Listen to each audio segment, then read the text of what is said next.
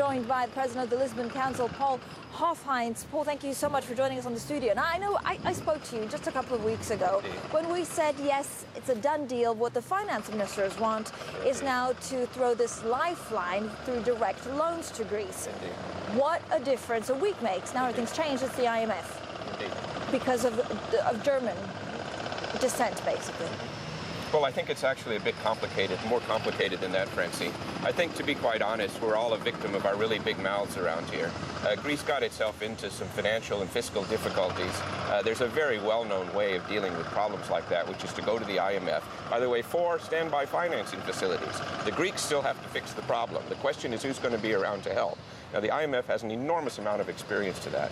And having raised everyone's expectations about a European bailout, it turned out that actually there were a lot of problems with that. We don't have the institutions in place to handle it. We don't really have the technical assistance experience to handle it. And in addition to that, it's going to be very expensive. And finally, there's a very large political cost that comes with it. Do you really want to be in a showdown with the Greek public sector unions? I don't think so. So people having second thoughts. Every time I was told, well, the IMF is not a solution because actually if they force Greece to restructure their debt, then we may see the extent of this problem also spilling over to countries such as France or Germany because they hold so many Greek bonds. Yes, well, is this not an issue anymore? Well, I think what I said at the onset, that we're victims of our big mouths here, that yes, there was a lot of talk about why this should be a European bailout rather than an IMF one. And in fact, at the end of the day, it turned out that was just a lot more complicated.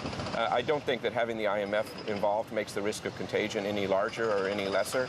I do think that it threatens to distract people from the very real problems, which is that Greece needs to sort itself out. I said that a week ago, too, by the way. This is a Greek problem. We can help them, and we will help them. I've no doubt about that, despite the theater that you're seeing today.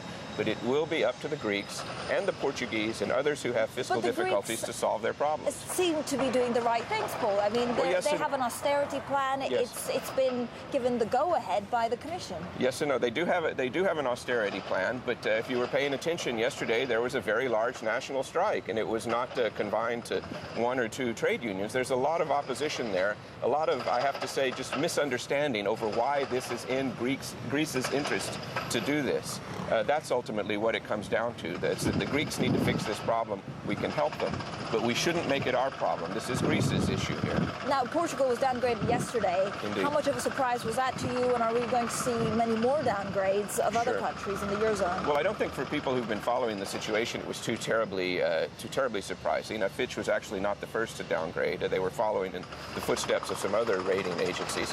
There's some serious debt situations out there, and there's some serious competitiveness situations out there. That's really what's behind this, because none of these situations are unmanageable. The question is, can the economies behind them grow quickly enough to get out of these situations? And that's where people start to have questions about Greece, Portugal, on occasion Spain as well, because they're not seeing the growth and the strength in the economies to get them out of it through natural ways. Paul, is the euro now going to be a lot weaker? And if it were a lot weaker, would it be such a bad thing? Well, I think, to be honest, exactly. This is the dirty little secret here. Is before this crisis broke out, there was a lot of talk here in Europe that the euro was overvalued and that it was harming Europe's ability to export.